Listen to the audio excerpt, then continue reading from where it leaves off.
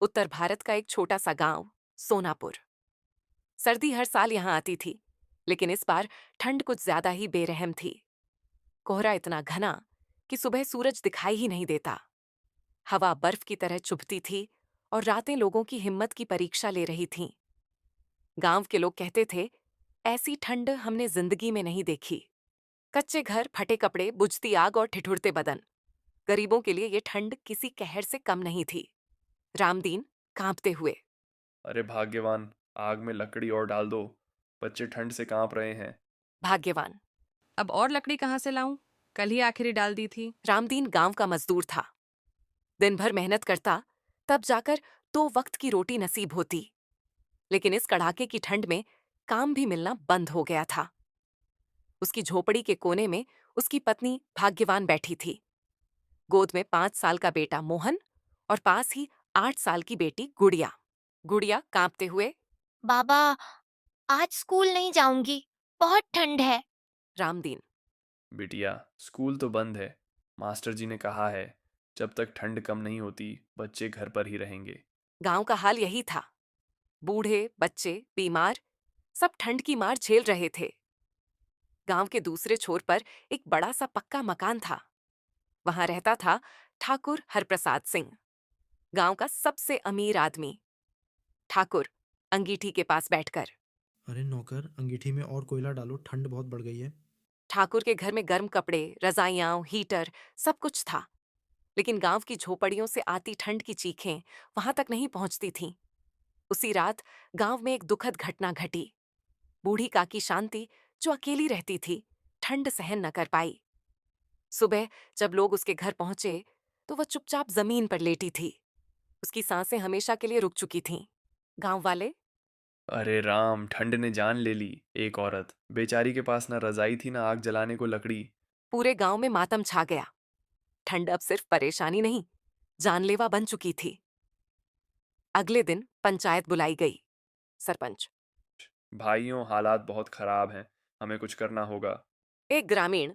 सरपंच जी, गरीबों के पास गर्म कपड़े नहीं हैं। दूसरा ग्रामीण। बच्चे बीमार पड़ रहे हैं। के पीछे से एक आवाज आई, रवि। अगर सरकार से मदद नहीं आई तो हम आपस में ही मदद करें। रवि पढ़ा लिखा, समझदार और नेकदिल युवक था। वह शहर में पढ़ाई करके गांव लौटा था। रवि। हर घर से थोड़ा थोड़ा सहयोग लिया जाए, कंबल, स्वेटर, लकड़ी, जो भी हो। कुछ लोग सहमत थे, कुछ चुप थे, और कुछ ने अमीरों की तरफ देखा। एक ग्रामीण धीरे से। अगर ठाकुर साहब चाहें तो आधा गांव बच सकता है। सबकी निगाहें ठाकुर हरप्रसाद सिंह पर टिक गईं। ठाकुर। अरे भाई, मैंने मेहनत से कमाया है। हर किसी की जिम्मेदारी मैं थोड़ी ना उठाऊंगा। ठाकुर की बात सुनकर कई लोगों का दिल टूट गया, लेकिन रवि चुप नहीं रहा। ठाकुर साहब, ये समय हिसाब किताब का नहीं, इंसानियत का है। ठाकुर कुछ नहीं बोला, बस उठकर चला गया। रात फिर से आई, और इस बार ठंड और ज्यादा भयानक थी। रामदीन की झोपड़ी में मोहन को तेज बुखार चढ़ गया। भाग्यवान रोते हुए। रामदीन, बच्चे का बदन जल रहा है। रामदीन। इस ठंड में डॉक्टर कहाँ मिलेगा? रामदीन बच्चे को लेकर दौड़ पड़ा। ठंडी हवा उसके चेहरे को चीर रही थी। उसी रास्ते पर ठाकुर की गाड़ी खड़ी थी। रामदीन हाथ जोड़कर। ठाकुर साहब, बच्चे को बचा लीजिए, बहुत बीमार है। ठाकुर ने बच्चे का कांपता शरीर देखा। पहली बार उसके दिल में कुछ हिला। ठाकुर। उस रात मोहन की जान बच गई।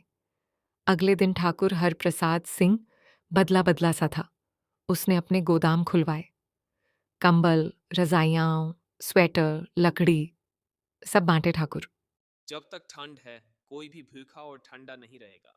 गांव में पहली बार ठंड के बीच इंसानियत की गर्मी महसूस हुई।